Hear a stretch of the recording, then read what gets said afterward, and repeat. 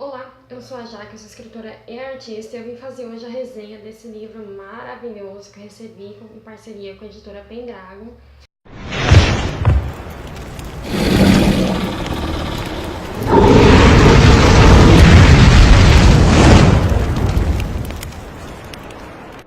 Ele se chama A Ponte Entre os Dois Mundos, do autor Wallace William de Souza, e ele conta aí a história de uma jovem de uma família de descendentes aí dos russos e dos ucranianos que vivem no Paraná, no sul do país, e eles aí acabam saindo do Paraná por questões financeiras, eles são uma família de fazendeiros, né? Eles vão para o Mato Grosso do Sul para tentar uma vida melhor, que foi o que aconteceu com várias famílias aí ao longo da história. E quando eles chegam aí no Mato Grosso do Sul, eles têm um choque cultural, porque eles são descendentes de russos e ucranianos e acabam aí tendo que conviver com descendentes dos indígenas que vivem lá no Mato Grosso do Sul. E a história é bem interessante porque ela mistura essa questão cultural de dois povos que fazem parte aqui da cultura brasileira, mas que são povos completamente diferentes, dois povos considerados estrangeiros, apesar dos indígenas serem aí os nativos brasileiros, né? E aí na narrativa ela vem apresentando os contos infantis da Rússia, que trazem personagens aí que eram do credo e da superstição russa dentro dessa família de descendentes russos. A Tatiana ela tem uma avó que veio da Rússia, da Ucrânia, de um lugar ali que é meio entre os dois, e ela traz aí essa tradição de contar esses contos infantis para as crianças. Ela contou para o filho dela e agora está contando para os netos, que é a Tatiana e o irmão dela, o Ivan. E a Tatiana também tem contato com a cultura indígena porque a melhor amiga dela faz parte de uma família que é descendente direta de indígenas. E essa amiga dela, se chama Sandra, ela tem um irmão, o André, que ele é um aficionado pela cultura indígena. Ele estuda e pratica os rituais da tribo e acaba se tornando ali um Coixamunete, eu acho que é assim que fala, que seria ali como se fosse um pajé, um xamã da tribo dos Terena, lá do Mato Grosso do Sul. E nessa eles têm aí contato, a Tatiana principalmente, ela tem contato com as duas culturas e também aí com as crenças e essas superstições do povo indígena também. E dentro da narrativa ela começa aí a ter alguns pesadelos, e nesses pesadelos ela vai para o mundo aquático, onde ela tem ali contato com algumas entidades, alguns seres sobrenaturais, e ao longo da história ela vai descobrindo que isso tem a ver com a cultura dela, da Rússia, e acaba descobrindo também ali algumas das superstições do povo indígena que são reais, que são lendas vivas no caso, e acaba se envolvendo ali nessa trama que tem um personagem da cultura e da superstição russa que ele está com medo de ser esquecido, né? Ele se chama Vodianoi e aí esse personagem ele é tipo um rei do mundo aquático. E aqui no Brasil a gente tem aí muitas lendas, né, indígenas que envolvem a água e seres aí aquáticos também. A gente tem a própria lenda da sereia Iara, que tem variações dentro aí, tanto da cultura indígena, depois que a gente acabou misturando essas lendas com as lendas mais atuais, as lendas urbanas. Essa personagem ela se modificou. E na Rússia também tem uma personagem muito parecida com a Yara, que são as Russalki.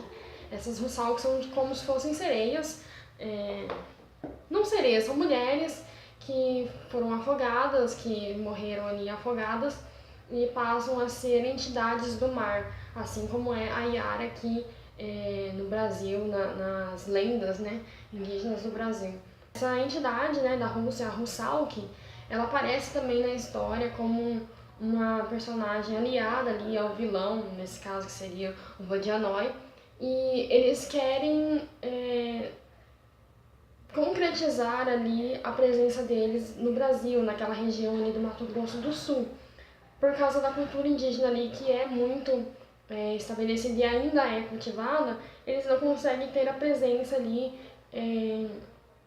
permanente, no caso. Eles estão ali por causa daquelas pessoas que vieram do sul e trouxeram ali as crenças e os contos, mas eles não têm, assim, poder suficiente para existirem, para não serem esquecidos.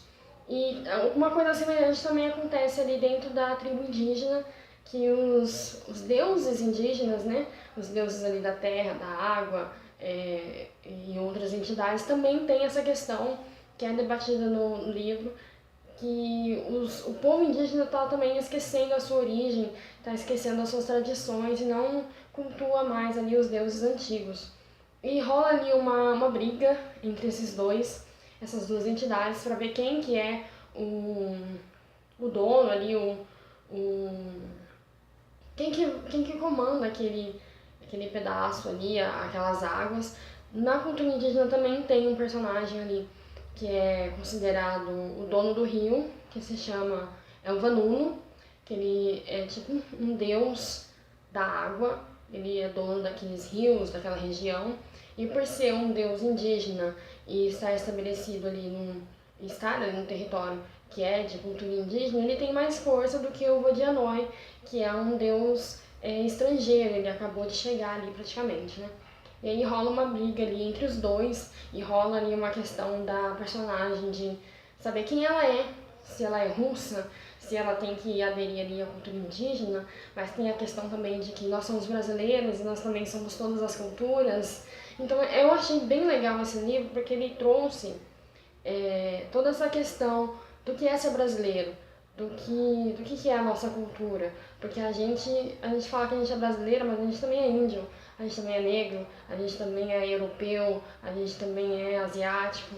Tem tudo aqui misturado na nossa cultura. E acaba ficando ali um pouco difícil da gente definir quais são as nossas tradições, ou quais são as tradições que a gente deve seguir.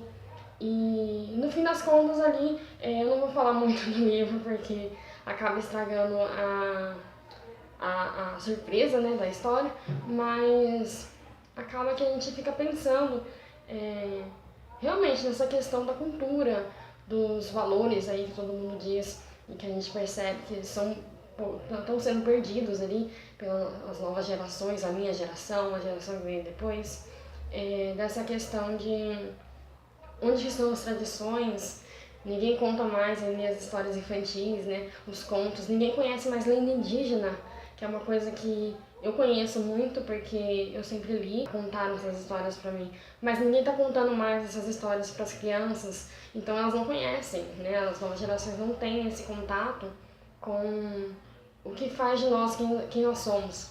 E também tem essa questão de a gente ter contato com outras culturas e acabar se apropriando ali da cultura do outro, porque ela vinha de fora, porque ela está sendo imposta, ou porque ela está mais atual ali do que as antigas, e acaba que a gente esquece os contos, as tradições, as lendas que a gente ouvia quando era criança. Nossa, até me estendi aqui no que eu estava falando, mas o livro ele é muito interessante justamente por isso, por levantar essa questão de quem sou eu, né? Eu sou as tradições dos meus pais, eu sou as tradições do lugar onde eu estou agora, eu sou as tradições dos povos que vieram antes de mim, né? Eu sou as tradições dos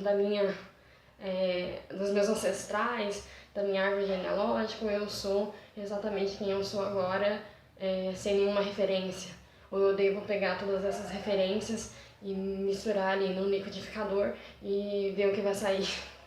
Então leiam esse livro, porque assim, se vocês gostam de da temática aqui do canal, que é essa questão do ser brasileiro, vocês com certeza vão gostar desse livro, porque ele tem toda essa questão de fazer você refletir mesmo quem você quais são as suas tradições, o que você preserva, o que você está passando adiante.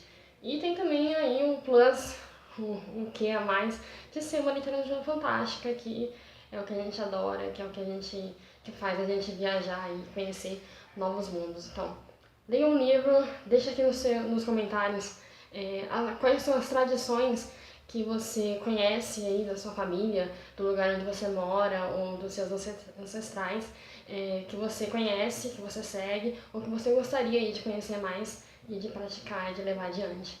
Se inscreve no canal, porque eu tô trazendo mais conteúdo como esse. E vai ter mais resenha da Pendragon, porque agora a gente é parceira, a gente fez uma amizade muito sincera. E tem outras resenhas também chegando aí, que são muito boas, muito maravilhosas. E até o próximo vídeo.